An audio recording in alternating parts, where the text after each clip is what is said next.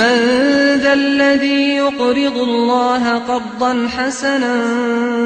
فيضاعفه له أضعافا كثيرة والله يقبض ويبسط وإليه ترجعون.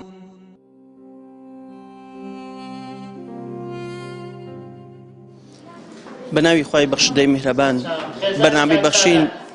بەردەوامە لە بەسەرکردنەوەی هەژاران و نەداران لە سەرجەم شار و شارچکەکانی هەرێمی کوردستان. بەرنامەی بەخشین لە مانگی پڕخێر و بەرەکەتی ڕەمەزاندا شار بە شار و دێ بەدێ ئەگەڕێت بۆ ئەوەی بتوانێت لەو پرۆژانەی کەوا ڕایگەیاندووە بۆ خزمەتی هەژاران و نەداران زۆرترین خزمەت لەم مانگەدا پێشکەش بکات بۆی قێراین دارایی و نەبوونی موچە و نەبوونی کار و کەسابەت پێویست دەکات ئێوەی خێرخواز و ئێمەی بەرنامەی بەخشین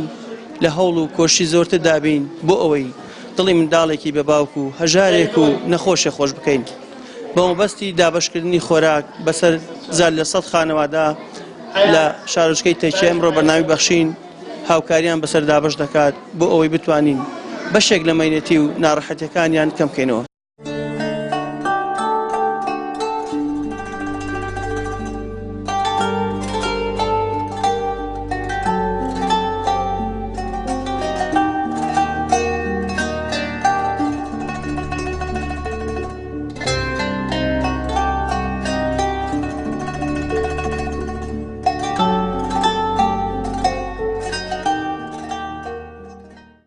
سپاسی بەرنامەی بەخشینەکەین. سەلەم کاتە هەموو کەسی بۆ خۆی ئەزانێ مەعاش نییە، بایعی نەماوە، هیچ نەماوە، بەس بەرنامەی بەخشینە لەگەڵ فەقیر و لەگەڵ هەژارانایە. ئێستا هەموو خەڵک بۆ خۆی ئەزانێ مەعاش نییە، بایعیەکەش نەماوە، هیچ شتێک نەماوە، بەس بەرنامەی بەخشینە بە هاوکاری فەقیر و هەژارانەکە. زۆر سوپاس بۆ بەرنامەی بەخشین کە هاوکاری فەقیر و هەژارەکە لەبەرەوەی مانگی ڕەمەزانە فەقیر و هەژارش هیوایە باعی خۆتان نەزان باعی نییە، ئێستا موچە نییە. ئەم زەخیرەیە زۆر باشە بۆ خەڵکی فەقیر و هەژار لەبەرەوەی شتێکی زۆر باشە بۆ مانگی ڕەمەزان. زۆر سوپاس ئێوە خێرخوازانە هەکەین، خوالیان ڕازی بێ، خوا پادەشتی بە خێرانداتەوە خوایە ماڵی ئێوەش و ئەوانش ئاوا بێ. پێشەکی بەخێراتتانەکەم ڕەبی بەخێر بن، نمونەتان هەر زۆر بێ بۆ خاتری ئەم مانگە ڕەمەزانە وەک دڵ ئەم بێوەژنانە خۆش کرد، خوا دڵ ئێوەش خۆش کرد، خوا لە ئێوەش ڕازی بێ، خوا لەژێر ئاڕای محەممەد المستەفا حەشرتان کە یا ڕەبی لەژێر ئاڕای محەممەد المستەفا حەشر کە چەندەسەی تەلەڤیزۆنەکەم شار نامێنێت و نەگەڕێ دێهات نامێنێ ئەو نەقوستانانە ئەو کوێرانە ئیشەڵڵا خوا پاداشت دەداتە، ئیشەڵڵا خوا لێتان ڕازی بێ، یا ڕەبی هەر نمونەتان زۆر بێ، وەک دڵ ئەم هەموو بێوەژن و هەتیوەتان خۆش کردەوە بەم مانگە ڕەمەزانە و بەم بەرەد ڕەمەزانە ئیشەڵڵا خوا دڵ ئێوەش خۆش، ئیشەڵڵا لەگەڵ پێغەمبەرە حەشرەکرێتن، یا ڕەبی خوا لێتان ڕازی بێ. شوێن نامێنێ نەگەڕێن، شار نامێنێ نەگەڕێن، خانە بۆ هاتیەوەکەن، بۆ کوێرێکەن، بۆ نەقوستانێکەن، ئیشەڵڵا ڕۆرە لەژێر ئاڕای ئەو محەممەد مستەفایە حەشرەکرێت. بەخشین خەڵکانێک هەن بە خەمی خەڵکی هەژار و نەدار و نەخۆشن. ئەو کەسە هەژار و نەدارانە بەسەرکەنەوە لە دەرگەی ماڵەکانیان بدەن، خۆشی بینە ماڵیان، بزەوخەندە بینە سەرێوەکانیان، فرمێشی چاویان بستڕنەوە. پێغەمبەری خوا دەفەرمێت دا و مەڕڵاکم بالسەدەقە، نەخۆشیەکانتان تەداوی بکەن بە بەخشین. پێغەمبەر صلی الله علیه و سلم هەرێکێک کە لێ بقە و مابایە دەستی برایەکی دەکرد دەگوت فەرمووی وەرە یارمەتی بدە. پێغەمبەری خوا صلی الله علیه و سلم بۆمان پێدەفەرمێ ئەو کەسی ماڵی خەڵکی ئاوادان دەکاتەوە دڵی فەقیر و هەژارەکان خۆش دەکات رب العالمین لە قیامەتدا دڵی خۆش دەکات، کەواتە ئێوەش ببەخشن. بزانم پێغەمبەر صلی الله علیه و سلم دەفەرمێ اتقوا النار ولو بشق تمرة. خۆتانی پێ لە ئاگر پارێزن، ئەگەر قەسبێکتەوە بیکە دوو کرد کەرتێکی ببەخشەوە بدە فەقیرێک و هەژارێک کەرتەکەی تر بۆ خۆت و ماڵ و مدارت هەتا خوا لە ئاگر بتپارێزی، کەواتە بەخشینی یەک لێتە قەسب ئەتوو لە ئاگر دەپارێزی. دەوڵەمەندان قەت مەترسین پارەتان کەم بیتەوە. فەرمی خوای گەورە ئەنفیق منفیق عەلەیک، تۆ ببەخشە ئەمنیش پێت دەبەخشمەوە. ماڵە هەژارەکان ئاوادان بکەنەوە، فرمێسکەکانیان، ئی منداڵە بێ باوکەکان، ئی منداڵە بێ سوکنەکان، ئی دایکە دەرجەرگ سوتاوەکان.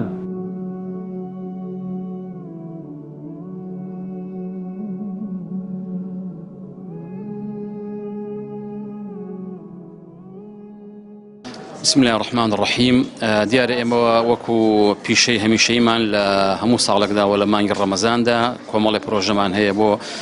ئەو کەسانێک کەوا شایان و شایستەی ئەوەن کەوا یارمەتیان بین. ئەم ساڵیش سپاس بۆ خوای پەروەردگار کۆمەڵی پرۆژەمان یەکێک لەو پرۆژانە پرۆژەی دابەشکردنی خواردنە بۆ مانگی ڕەمەزانی پیرۆز بەسەر هەژاران و نەداراندا. ئەمڕۆ بە خۆشحاڵیەوە لە شارۆچکەی تەکیە توانیمان 100 خانەوادەی هەژار بەسەر بکەینەوە کەوا خواردنیان بینێ ئینشاءڵڵا بۆ مانگی ڕەمەزان سوودی لێوەربگرن و بتوانین ئینشاءڵڵا جێگەیەکیان بۆ پڕ بکات. و ئەوەش کە ئێمە کردومانە لە پرۆژەی خواردنەکەمانە 2750 بەشە خواردنە کە بەسەر شار و شارۆچەکانی کوردستانە دابەشمان کردو و ئینشاءڵڵا پشت بەخوای گەورە هەر ڕۆژەی لە شارێک و شارۆچکەیەک پرۆژەکەمان جێبەجێک. بۆیە ئەم ساڵ زیاتر خواراکەکەمان لە بەرچاوا گرت زانیمان کە ئەو بارە دارایی کە بەسەر خەڵکە هاتووە و ئەو وەزای اقتصادی کە هاتووە خەڵک زیاتر پێویستی بە خواردن هەیە بە تایبەتی لە مانگی ڕەمەزانە ئەوەی کە ئەساسیات بێ بۆ هەر ماڵێک پێویستی ئێوارەی بەربانیەتی کە بیکاتەوە لەوانەیە چاو پۆشێ لە بەعزێشتی تر کەمیەتی بەڵام ناتوانێت چاو پۆشێ لە نان و قوتی ماڵ و مناڵەکەی لەبەرەوە تەرکیزمان خستە سەر ئەوەی کەوا سوپاس بەخوای گەورە ئەم ساڵ بتوانین ژمارەیەکی زۆر لە پرۆژەکانمان دەرخان بکەین مەبلەغێکی باش تەرخان بکەین بۆ پرۆژەی خواردن و دابەشکردنی خواردن بەسەر هەژاراندا. بۆیە داواکەم ئینشاءڵڵا لە خێرۆمەندان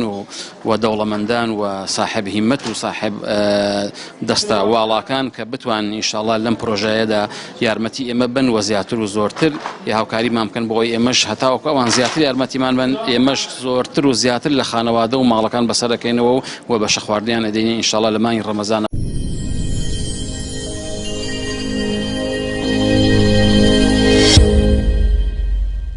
بەڕاستی دەستخۆش لە بەرنامە بەخشین دەکەین کە لە کاتی ڕەمەزاندا خوراکی شەکر و ڕۆنێدا باش کرد بەسەر لەم کاتەیە زۆرمان پێویست بوو دەستخۆشی لە بەرنامەی بەخشین دەکەین و هیواداری نمونەیان زۆر بێ.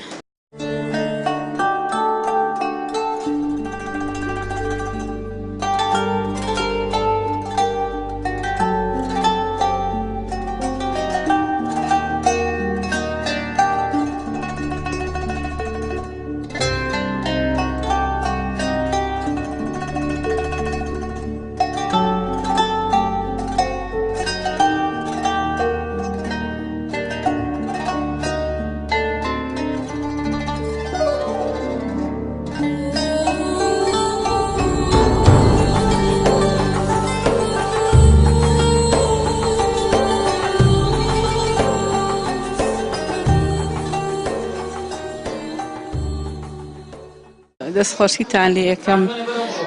هیوادارم هەر نمونەتان زۆرتر بێ و بەڕاستی کەناڵێکن تێدەستان دیارە لە هەموو شوێنێک خەڵک هەمووی داماوە هەمووی مەعاش نییە کورە کەسابەت نییە ئیش نییە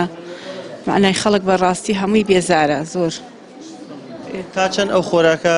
دڵی خەڵکی هەژار و نەدار خۆشەکە و چەند ڕۆژێک ئەتوانن بە ئاسوودەی شەو ڕۆژ بەڕێکن. وەڵاهی زۆر باشە هەر نەبێ لایەکیان هەر بۆ ئەگرێ. حەمد و سەنا بۆ خوا و سوپاستانەکەی دەستخۆشیتان لێکەین هیواداری نمونەتان هەر زۆر بێت. بەخشین خێرخوازانی خۆشەویست لە ڕێگەی ئەم ژمارە تەلەفۆنانەوە دەتوانن پەیوەندیمان پێوە بکەن و ببەخشن تا بەخشین بەردەوام بێت. بەخشین 0770 961 13 13 0770 961 35 0750 723 25 55. ئەوە بە ئێوە کرێ بە هیچ کەس ناگرێت کە چاوتان لێمانە و معاش بۆ منان بڕاوەتەوە لە خوا بەزیا و زەخیرەمانە دەنێ لە خوا بەزیە گەلێ چاویان لێمانە ئەوە بە ئەوانەکرێ بە کەس ناکرێ ماڵتان ئاوا بێ خوای گەورە سەرکەوتویان کە ماڵیان ئاوا بێ ئەوە بە ئەوانەکرێ بە هیچ کەس ناکرێ هیچ کەس نارێ دینارێ. بەخشین زۆر سپاسی بەرنامەی بەخشینەکەم بەڕاستی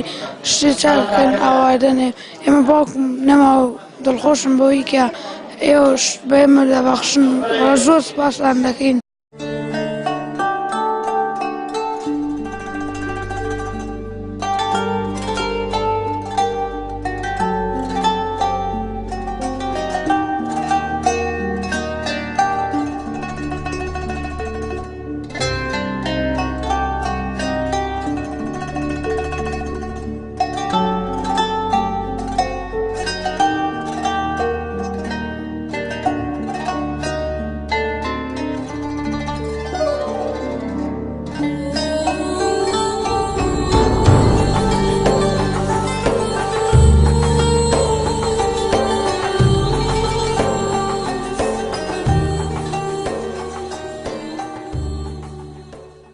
الله الرحمن الرحيم دیارە بەرنامی بەخشین کەوا چەند ساڵە لە کوردستاندا دامەزراوە ئەم بەرنامی بەخشینە چەندین کاری خێرخوازی هەیە لە کوردستاندا هەر لە یارمەتیدانی بێباوکان و هەروە بەسەرکردنەوەی هەژاران و دروستکردنی خان و بۆ خەڵکی فەقیر و بەسەرکردنەوەی خەڵکی نەخۆش و عملیاتکردنی خەڵکی دیارە چەندین پرۆژەی گەورەی هەیە ئەمڕۆژ بەرنامی بەخشین دیارە ڕێککردە سنوورەکەی ئێمە وەکو تەکێ ئێمە ژەکو نووسنگی بەشی پێشوازیمان لێکردن دیارە بەرنامی بەخشین پرۆژەی زۆری هەیە بۆ مانگی ڕەمەزان و زۆرترین پرۆژە هەیە بە تایبەتی لە مانگی ڕەمەزاندا بۆی کەوا یارمەتی خەڵکی هەژاری پێ بدات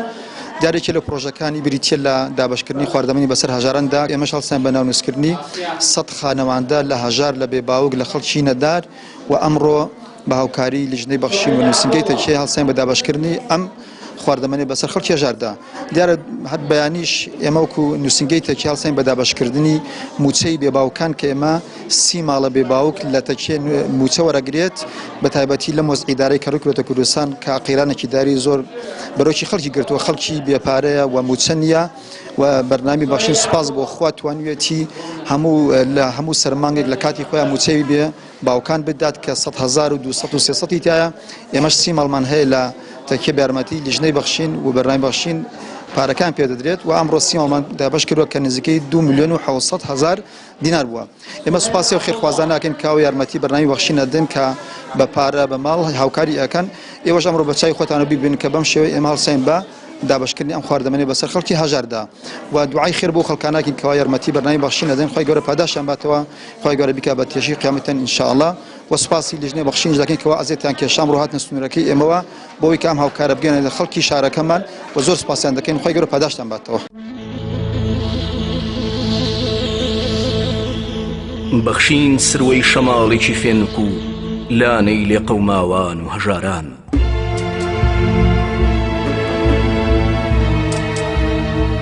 ئەوە بەرنامەی بەخشین بە کۆڵی غەمەکانی ئێوەوە ڕوە و لای ئێوە دێو بەتەپ و تۆزی غەم لێ نیشتوی ڕوخسارەوە بیناسنەوەی ئەوە بەخشینە دەیەوێ لە گۆشەیەکی دڵیدا هەینیەکتان بۆ حەوانەوە پێ ببەخشێ ئەو بە درێژایی تەمەنی نان بووە بۆ برسی و ئاو بووە بۆ لێ و گەروە و شک هەڵاتوەکانی نیشتیمان لە هەر کوچە و گەڕەک و لادێ و شارێکدا هەژار و نەدار و بەشمەی نەتێکی شبردبێ گەشتۆتە لای و بۆتە ئاونگی میهرەبانی و کارێزی ئاوەدانی